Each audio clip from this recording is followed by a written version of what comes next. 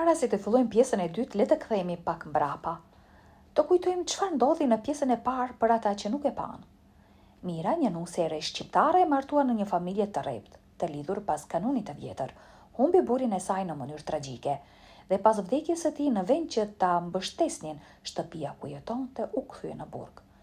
Vjekra dhe kunati nuk e shikonin më si njëri të familjes.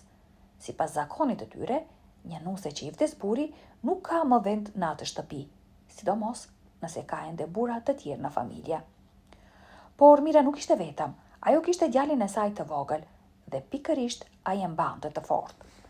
Ajo u përball me ofendime, me kërcënime, me nënçmime të përditshme.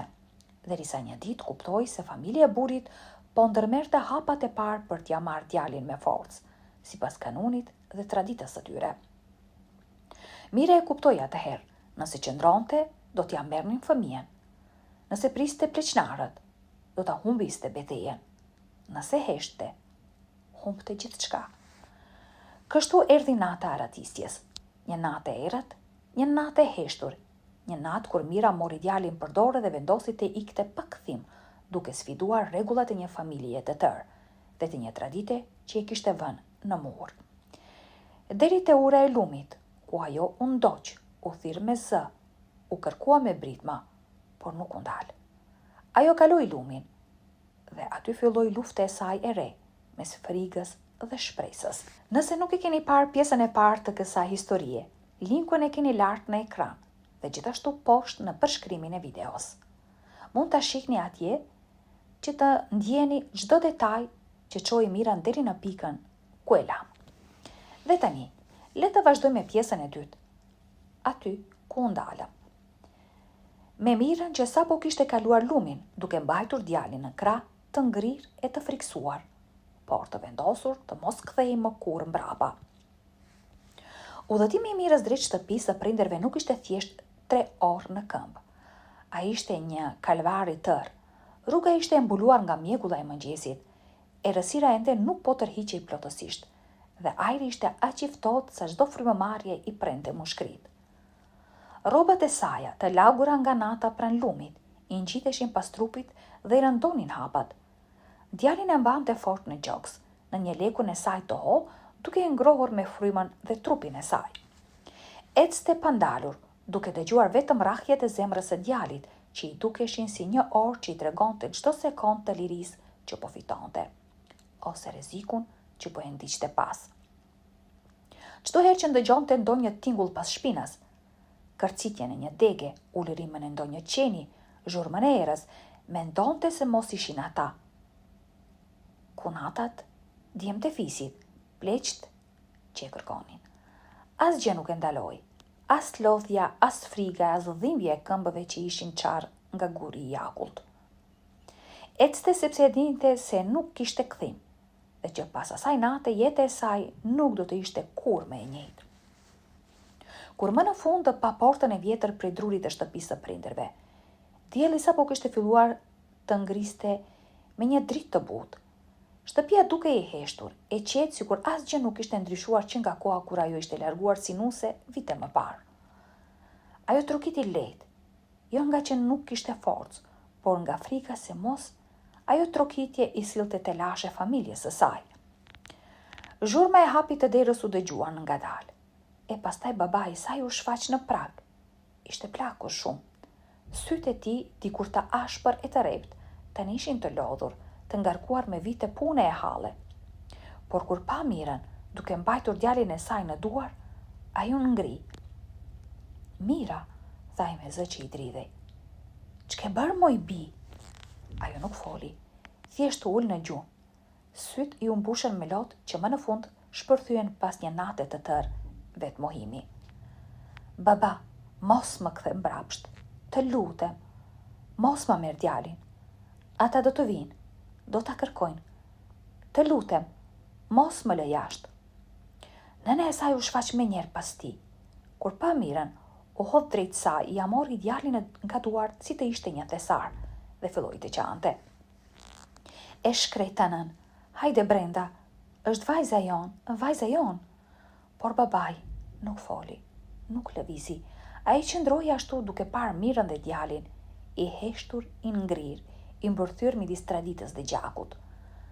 Ai e dinte çdonte të thoshte kjo. Një nuse që kthej pa burr, një fëmijë që i takonte fisit të burrit, rrezik për gjak, rrezik për hakmarrje, rrezik për gjithë shtëpinë. Dilema i përvlonte zemrën. Por pastaj ai pa fytyrën e vajzës së tij, sytë e saj të lodhur, dridhjen, frikën, dhe aty nuk pa një nuse, pa një fëmijën të tij. U afrua ngadalë, i vuri dorën në shpatull dhe me një zë të rëndë siguri tha: "Hyr bi, le të vi kush të vi, unë vajzën time e mbroj me jetë." Pastaj mbylli derën. Dhe ishte momenti kur Mira e pa, ndoshta për herë të parë, se babai i saj nuk ishte vetëm një burr që i bindet kanunit, por një baba që sakrifikon gjithçka për fëmijën e vet. Ata erdhën. 8 ditë më vonë, tek porta e tyre u shfaqën burra. Disa me kapuç të zinj, disa me shpatulla të gjëra, disa që i njihnin Mirën që fëmijë, por që tani nuk e shihnin më si njëri të tyre. Dera u tund. Trokitjet ishin të forta. "Hapeni derën. E dim që është këtu." Babai i Mirës doli jashtë.